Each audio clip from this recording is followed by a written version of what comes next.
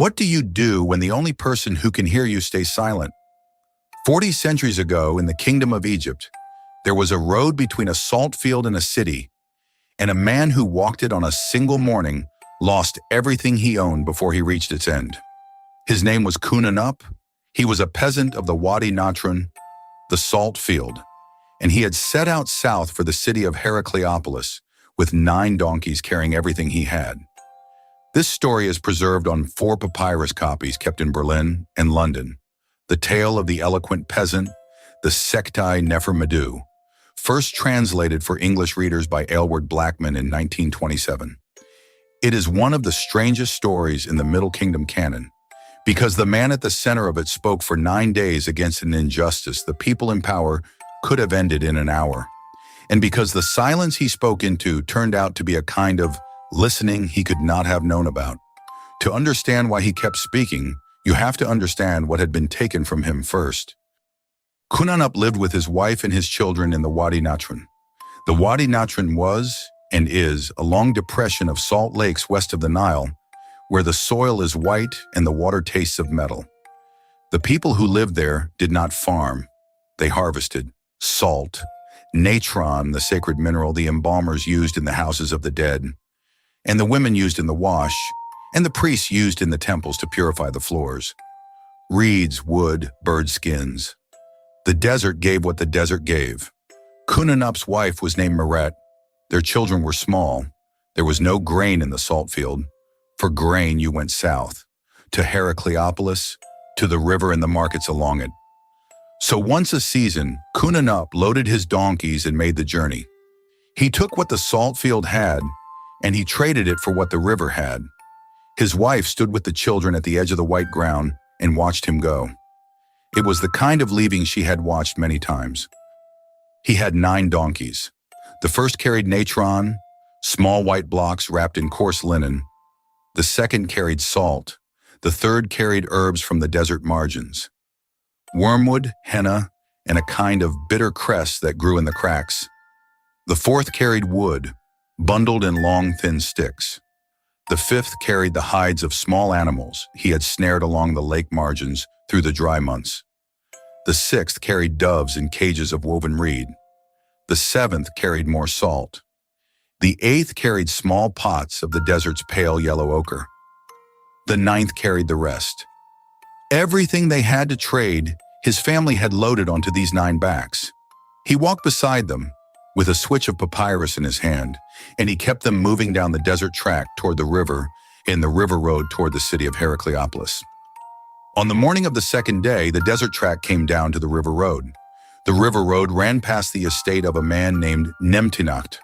Nemtinacht was a small official of the household of the high steward, Rensi son of Meru, and his estate was modest, but his appetite was not. He stood at his gate and watched the donkey train pass. He counted the 9 backs. The road at his estate was narrow.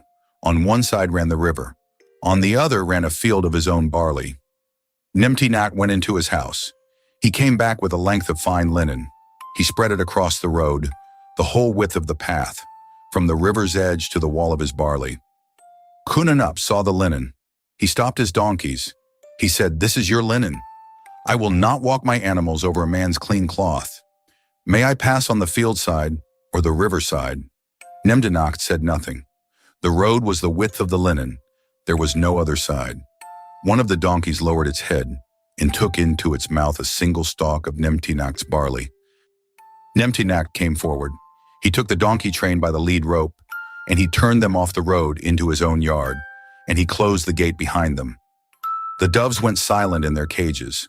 The desert herbs were carried in. Kunanup followed him. He said, "These are not your animals. These are not your goods. The barley your donkey took was a single stalk. You owe me my caravan back." Nemtinacht struck him with a stick across the back, and across the shoulders, and across the face until the peasant fell. He had 9 donkeys. Now he had none. Kunanup pleaded at the gate for 10 days. He stood in the heat of the day and the cool of the night, and he asked for his caravan back. Nemtinacht did not open the gate. On the 10th day, Kunanup turned his back on the gate, and he began the walk south, alone, toward the city of Heracleopolis. toward the high steward Rensi, son of Meru. Rensi, son of Meru, held court at the gate of his hall.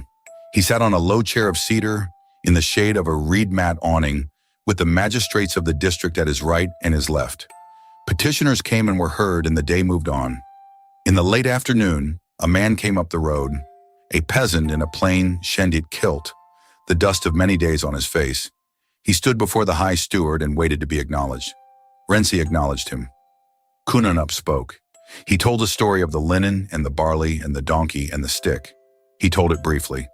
Then he changed his voice and he began to speak in a different way. He said, "A great steersman holds the rudder true through every weather. He does not turn the boat for the wind that flatters him."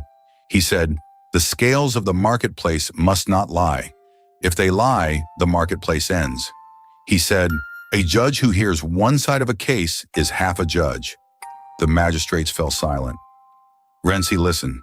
The shadow of the awning moved across his feet. When the peasant finished, Rensi said nothing. Then he went into the hall, and he wrote down every word, and he carried it to the king. The king of Upper Egypt, the king who ruled from the city of Heracleopolis, read what Rensi had brought him. He read it slowly. He read it twice. He looked up. He said, "Keep him. Make no answer."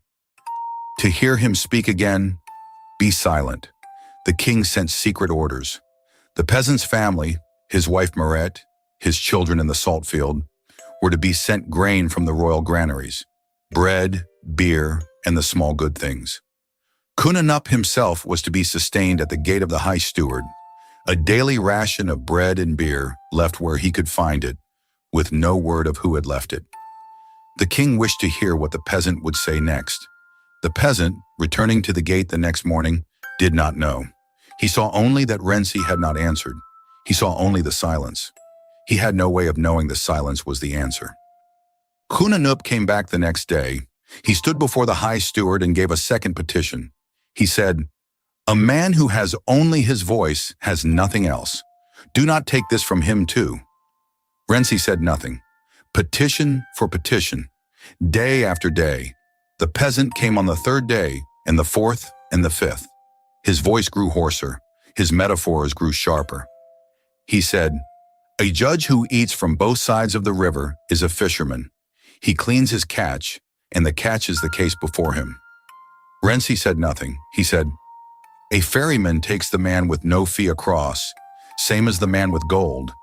If he takes only the gold, the river ends at his oar." Rensi said nothing. The court grew uncomfortable. The magistrates began to mutter to each other in the breaks between petitioners. They had heard nothing like this. The peasant was speaking the way the old wisdom book spoke, and he was a peasant with no scribe who had not been to school. The words came from somewhere in him that no one had taught. Rensi gave no order to drive him off. He gave no order to feed him in the open. He only listened. At the end of each day, he went into the hall and wrote down every word. Petition for petition, day after day. By the seventh petition, Kunanup was thinner. His voice carried, but his hands shook. He said, "A man who steals from the poor steals from the gods. The poor have only the gods." Rensi said nothing. The peasant did not know that the king was reading every word. He did not know his wife had received grain. He did not know that the bread he ate at the gate had been left for him by royal hand. He knew only the silence. Petition for petition, day after day, and he kept speaking into it. On the 9th morning, Kunanup came back to the gate. He had grown gaunt. His shendit was loose at the waist. He had been at the gate of the high steward for many days, and he had been heard by no one, or so he believed. He stood before Rensi, and he spoke. He said, "I have spoken to the man who could give me back what was mine. He has not answered. I have spoken to the magistrates who sit beside him. They have not answered. I have spoken to the court that stands behind them. It has not answered. I have nothing left to ask of the living. I will go to Anubis. I will speak my case to the keeper of the dead. He will hear what the living have not." The court was very still. Rensi rose from his chair. For 9 days he had not spoken to the peasant. For 9 days the silence had held. He came down the steps of the platform. He stood before Kunanup. He spoke. He said, "Sit down. Eat. You will not go to Anubis. He sent for water. He sent for bread. He sent for a clean shendit. While the peasant ate, Renzi said, "Every word you have spoken here has been written down. Every petition has been carried to the king. The king read them all. He read the first the day you spoke it, and the second and everyone after." Kunanup did not understand at first. Then slowly he understood. The silence had not been refusal. The silence had been listening. The kind of listening that did not interrupt. The kind of listening that wanted to hear how far the speaker would go. He had been heard the whole time. The judgment was given the next day. Nemdinacht was brought from his estate to the gate of the high steward. The court read out the offense. The court read out the king's order. Nemdinacht's house was given to Kunanup. His lands were given to Kunanup. His servants were given to Kunanup.